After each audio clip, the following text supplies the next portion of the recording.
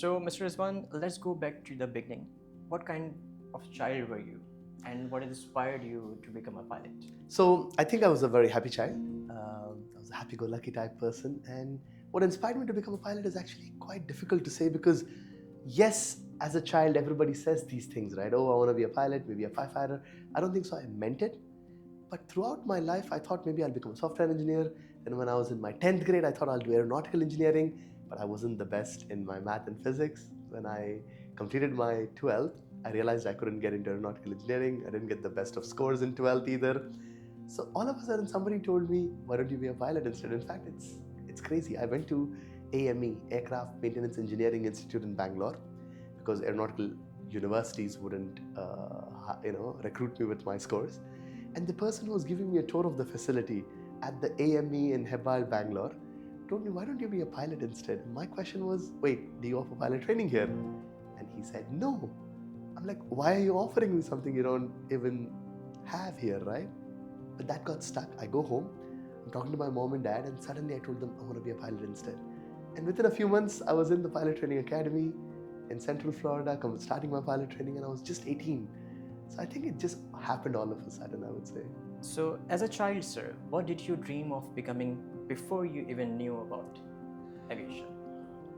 I think my elder brother had a big influence on me because my elder brother was doing computer, hardware, engineering, networking. So I was like, oh, I'm going to do that as well because I was excited. He would come home and say a lot of stuff. But then later in Bangalore, I started getting these famous SMS. Back then, we used to get these SMS forwards, right? There used to be jokes like, if you throw a rock in any direction in Bangalore, it'll either hit a software engineer or something else. And I was like, ew, I don't want to do something which is way too many of. And then I think some of my friends influenced me, and then I said, okay, I'm going to do aeronautical engineering. So if I did not become a pilot, I think I would have done either something in aeronautical engineering or in software. Do you remember the first time you looked at the sky and felt that connection with the flying? Yeah, I think all my life I was quite fascinated with clouds. As a child, I used to look at the clouds and imagine it looked like the map of a certain country and so on. So definitely looking up at the sky was always fascinating, but I never thought about it from a flying point of view. Okay. But growing up watching superhero movies, I used to imagine, myself flying like Superman and so on. So I think definitely there have been moments where I look at the sky and I'm fascinated about it, but didn't actually think of flying the plane. So all my childhood, I think, yes, but definitely I was fascinated with That's so flying. inspiring. So, how it feels like to be on a sky? See, when you finally start flying, I mean, it's just an amazing feeling. Words can't describe it. Especially when I first started my pilot training. I'm an 18-year-old boy, far away from home. And I remember my instructor literally told me, open the window. There are 3,000, 4,000 feet in a small single-engine, four-seater aircraft. And he said, put your hand outside the window. And I'm like, wait, is this a trick question, right? He's like, no, you can safely open the window below 10,000, blah, blah. He opens the window, he goes right next to a cloud, and he says, put your hand outside. Oh, so nice. I mean, it doesn't feel anything, it's just like putting your hand outside your car. But me as an 18-year-old boy, oh my God, I am finally touching a cloud. Even though it doesn't really, but yes, it is quite an exciting. Even now when I think of those moments, I feel like a little kid. Was becoming a pilot always encouraged, or did you face any resistance from family or society? I think my mom supported me the most in my family. For good reason, I understand why my father wasn't the most supportive in the beginning. Later, everybody supported me with everything. My brother, my dad, everybody supported me. Initially, I think there was a lot of resistance. I think even from my relatives as well, everybody was a bit negative about it in the beginning because, and I don't blame them. I think that's the lack of knowledge, and people didn't realize. People thought it's a scare. Also, I started my pilot training right after the craziest recession. 2008 was horrible for the entire world. Aviation industry wasn't doing very well in 2008, 2009. I started my pilot training Jan of 2009. So I think their concerns were right, but I still kept pushing. So yes, there was a lot of resistance. Financially as well, they had a valid reason. It was a massive amount of money which we couldn't afford. So finally I had to get an education loan. I had to go. So everybody was very skeptical about me taking such a big risk. Collateral, education loan, my one and only home my parents owned was placed on a collateral. So everybody was like, you know you're risking everything for this. So yeah, there was a lot of resistance, but like I said, back then I was a bit upset, but I think now I understand they all had valid reasons to be concerned. Did you ever imagine that one day you would not only fly an aircraft, but train future pilots? Actually, during my pilot training, I think I started hearing all my instructors telling me how they got fed up of the airline life and they became an instructor. So while I was doing my training, I think I got inspired to be an instructor because during my classes, I wasn't the sharpest pencil in the box. There were much better students in my classroom who were much better student pilots. But some of my friends used to come to me and ask me questions to explain if they missed something in the class. And I used to be like, go to that other guy who's the topper in the class during pilot training. And they would be like, no, you explain better. So I was like, oh, wow. So I think I started understanding that I'm better in instruction, I'm better in explanation. Before I started pilot training, yes, I would have told you I want to join ABC airline and so on. But by the time I was done with my pilot training, I had already thought of becoming an instructor. How difficult was the journey from dream to cockpit? I would say it was quite difficult and challenging also because of the financial reasons, right? So when it comes to actual pilot training, I don't think so it was very difficult. I was struggling in my high school. I wasn't the best student in my high school, but I think during pilot training, even with my basic math and physics from my high school, I still found pilot training very easy. Pilot training itself wasn't difficult. But the problem was financially I struggled a lot. Our family wasn't above that status, or we were not super rich or basic middle class family. My dad earned in Saudi all his life and he retired, and right after retiring I told him I want to do my pilot training right after my 12th. So I think financially we struggled a lot, but our family relatives helped us a lot as well. The big money came from the education loan. Getting that education loan was a massive struggle. I think I went to like 15 different banks in Bangalore. I would walk around, as they say this probe in one of our Indian languages, that your slippers are completely worn out running behind the banks. So it was quite a difficult task to find that education loan and find the finances. So that is probably the most important struggle I had. But after pilot training, the struggles came back. The education loan had to be repaid.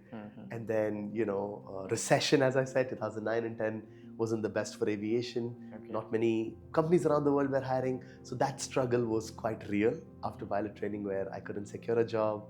So yeah, I think there have been quite a few struggles. Was there a moment where you almost gave up on becoming a pilot? No, I think that's one of the good things about me. Alhamdulillah, I never give up. Alhamdulillah. But I think I was very close to giving up many times. I completed my pilot training with a lot of difficulty because of finances and stuff. The flight school I was originally doing my pilot training had a problem. They had issues, so I had to change the flight school, requiring more money. But I think one moment where I really regretted it all was after completing my pilot training. When I couldn't get a job, I had education loan payments due every month. And I had to start working for a tire shop in Abu Dhabi because I couldn't get an aviation job in 2010. I waited till 2011 and I just couldn't sit at home. After 6 months of waiting, I said, okay, I started working for my brother's friend's tire shop in Abu Dhabi just to survive, just to pay the loan back every month. And I think that is the moment where I almost gave up. I said, I'll probably never get something in aviation. But then something or the other kept motivating me. My mother kept motivating me a lot during those tire shop days. And she would fight with everybody who would tell her that he'll never become a pilot. And she would always say, no, my son's. So I think my mom kept me motivated as well. I think those were the moments where I really questioned everything. Alhamdulillah, it all fell in place. What do you want to say to your mother today? I think I've said this to her many times, and I mean, no matter how many times I tell her it's not enough, I would like to say a big thank you for believing in me and literally selling off all her gold and selling off a couple of her properties. And yeah, I mean, wow, I there's not a single word I can tell her which could justify what she's done for me. I'm ever thankful for everything she's done. After God, I think mother's been the biggest support in my life. So nice. So what sacrifices did you and your family made during this journey? Yeah, I think to expand more on that, some of the biggest sacrifices I think were made by my elder brother as well, who was already working here in the UAE, but I think he kept delaying his wedding. I remember my mom and dad always trying to find him brides, and he would always say no, no, no, and he kept pushing, and he kept pushing, and then I think one of the big reasons is he was the only breadwinner of the entire family. My father had retired, so he did not get married until he saw me get settled. So I think that is something I also feel bad about sometimes. But I always thank him, and thank him a lot for what he did. But I think that was one of his big sacrifices as well, where he kept supporting me. My mom and dad also, obviously, they had to change their lifestyle. They had to get rid of some of their luxuries because they were funding such a big part of my training, and such an expensive part of the training. So I think every single one of them has sacrificed in my family. I was the youngest in my family. I was 8 years younger than my brother. I was 11 years younger than my eldest sister. Okay. So they were all in positions where they wanted me to succeed, and they almost, sacrificed a lot of things to just make sure that, this dream of mine is completed.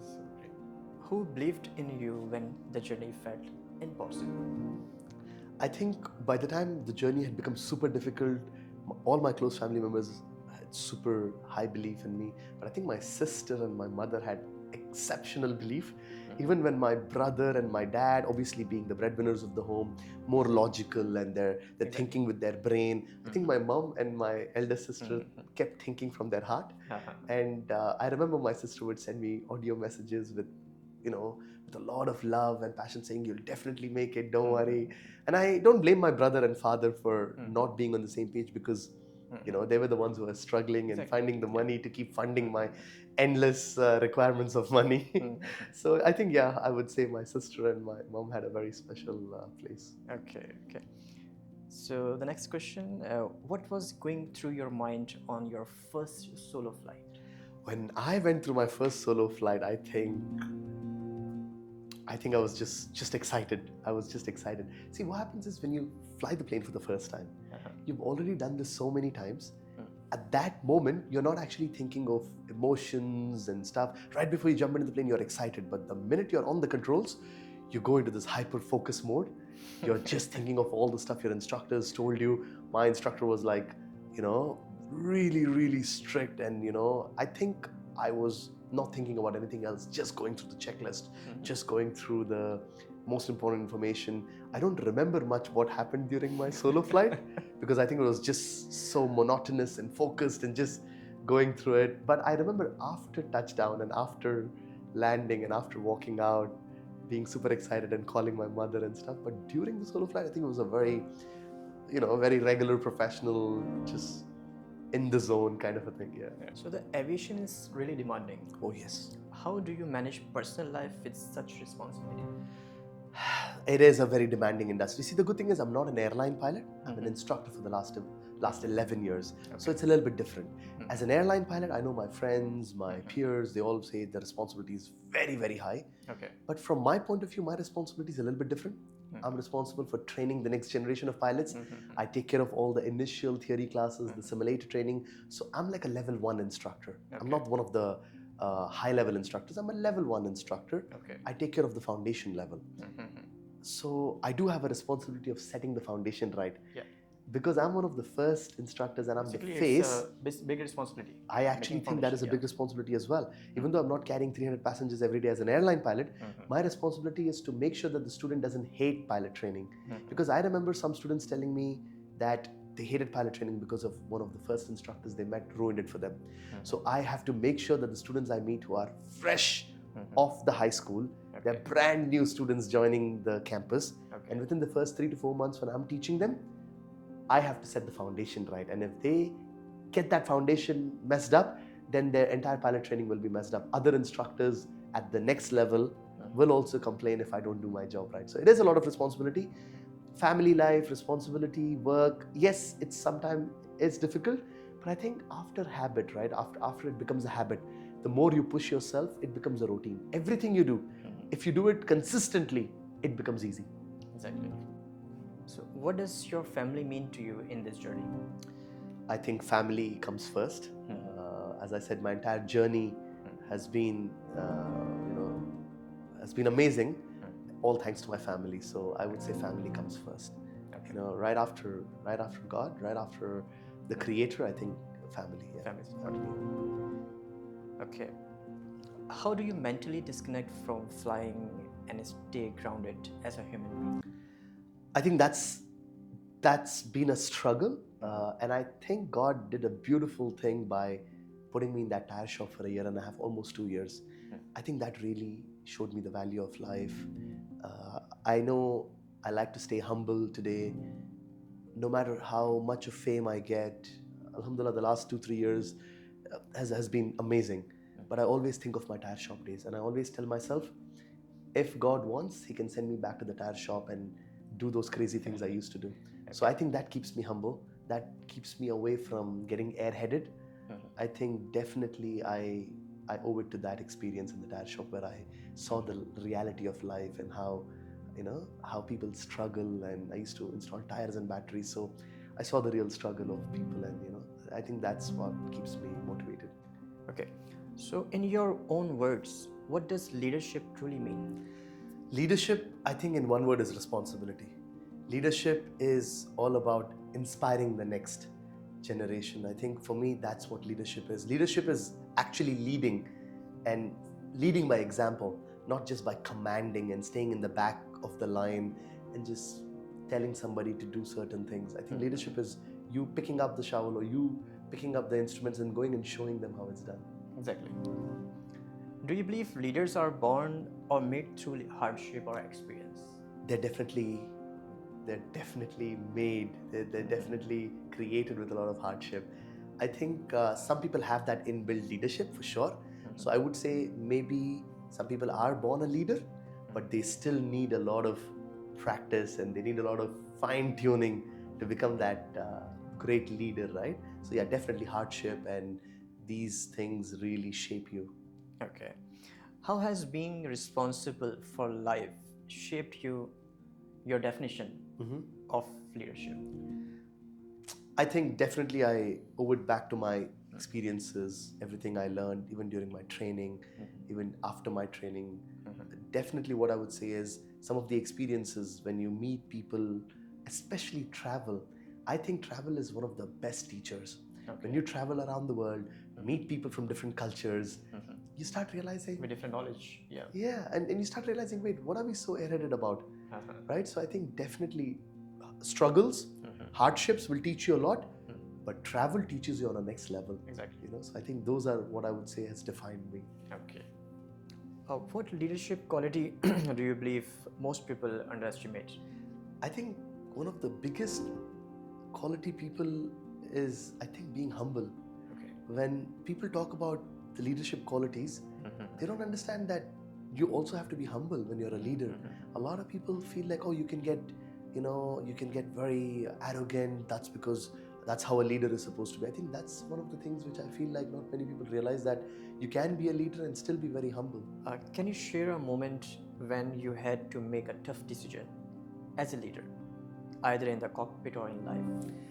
Sure, many times actually, especially during the cockpit. I would say I've had my share of incidences during my pilot training, during and after my pilot training. But I think one of the most amazing incidences is my communication failure. It was a 47600 situation. Now basically what happens is if you are flying a plane and your radio is completely shut down and you have no radios, you have to declare on the transponder, and then you basically announce by sending a message on your transponder that you don't have your radios anymore. And then you have to follow the light gun signals. It's a very complicated procedure for a student pilot, right? So this was the first time I was going on a very long cross country in a plane completely alone. And I had a complete radio failure. So I've mentioned this many times in my classroom with my students as well. And I think that was quite an important decision-making exercise for me, where I had to make very critical decisions, what to do, what not to do, where to go, where to land. And I think that was from the cockpit. But I think when I compared to some of the difficult decisions I had to take in my life outside of the cockpit in my real life, I think the real life decisions were way more difficult. Because you know what I realized? The difficult decisions you need to take in a cockpit, you are trained for it. For a 2-year pilot training program, you're pretty much trained to deal with emergencies and how to make critical decisions. but nobody teaches you how to take critical decisions in your In life, your life. Yeah, with exactly. family, with mother, with your wife, with your kids, how to deal with certain situations, financial crisis. Nobody teaches you that. Yeah. Nobody teaches you how to be an adult. So I think what That's a we tough do one. on a daily basis, taking decisions which affect our family, which affect our career. How do I move up the ladder in my life? These decisions are, I think, way more difficult compared to the decisions we take in the cockpit. So nice. What leadership mistake did you see young pilots make early in their career? I think very early in their career, some of the leadership mistakes which student pilots make, I think, is the lack of information. One of the things I have to say, the new generation, especially the new generation these days, that they get very easily offended for everything. Okay. And I think the lack of knowledge, they have a little bit of knowledge and they feel like they know everything. I think that attitude and that is not good for a leadership quality, and I think that's one of the things I would say is the most important one. So, how do you teach leadership to the students who are still building confidence? I think leadership comes with experience. We can teach them a lot of stuff from the theory classes, from the textbooks, but generally we do with examples. We talk to them about the incidences we've had to experience, the bad experiences we went through. We basically tell them, learn it the easy way, don't learn it the hard way like us. But at the end of the day, you know what's going to happen. They will struggle a little bit and they will only learn with their own mistakes and with their own real life experiences. Okay.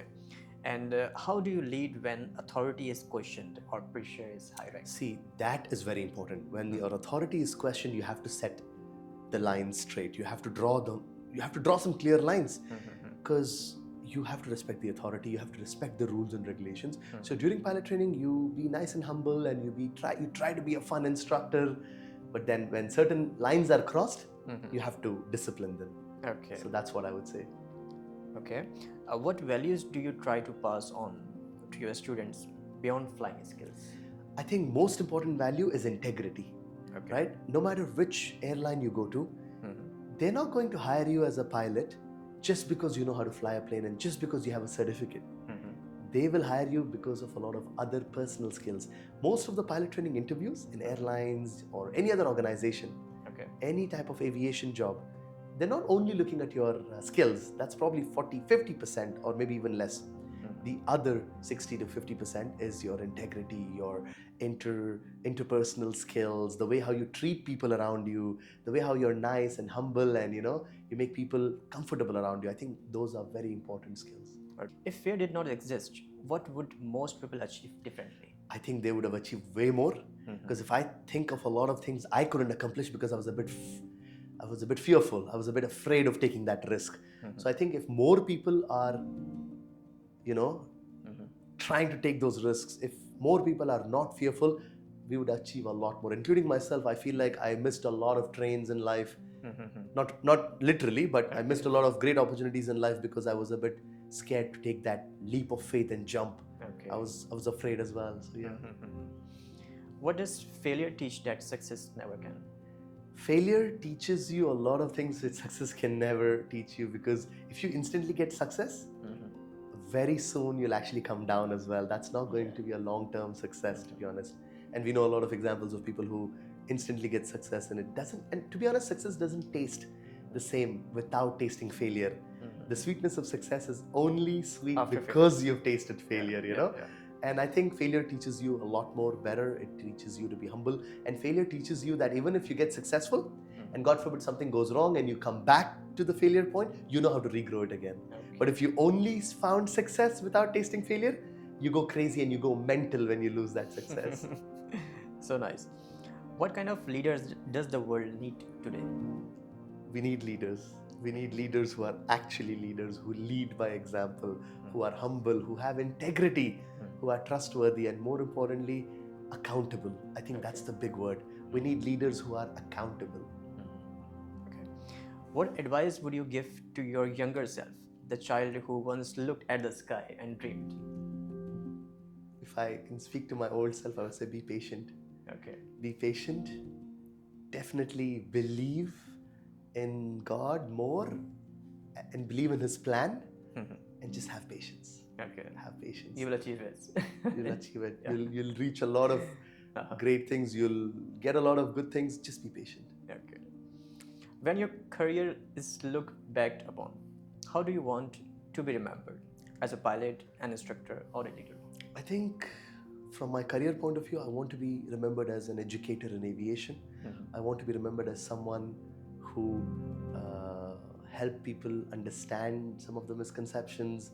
I just want to be remembered as someone who did everything honestly, not just for the glam, but somebody who actually cared about educating the world. Okay. And what message do you want to leave for young dreamers who think their dreams are too big? Nothing is too big to achieve.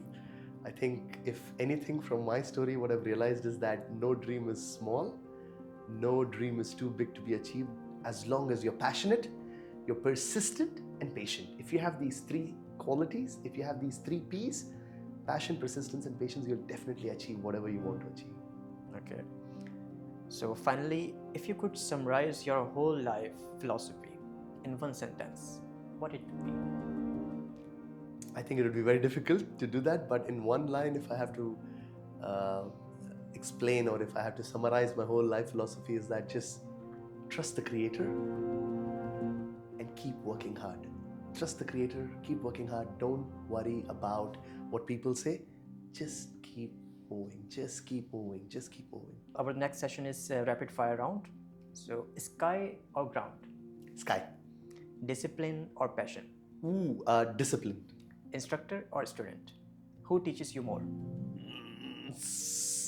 Instructor. Instructor. Simulator or real flight? Real flight.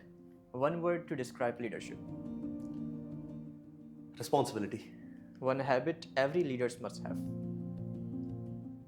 Integrity. Fear or failure? Which is more dangerous? Which is more? Dangerous.